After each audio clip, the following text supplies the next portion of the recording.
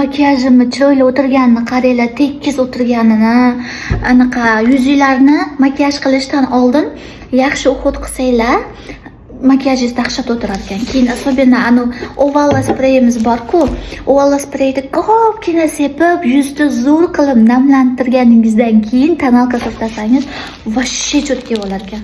Men bugun o'shani sinab ko'rdim. Men har safar ovallarni rosa tejab ishlataman-da, qaynonam chunki miyamga tejab ishlat, bunaqa qilib qo'ygan, quyib qo'yganlar.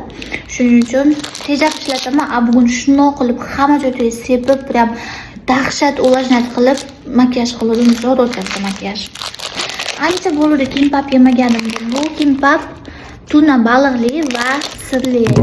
Kechirasizlar, tuna baliqli va sirli ekan. Ko'rinishidan zo'rga o'xshamayapti deb ko'ramiz. Bismillah.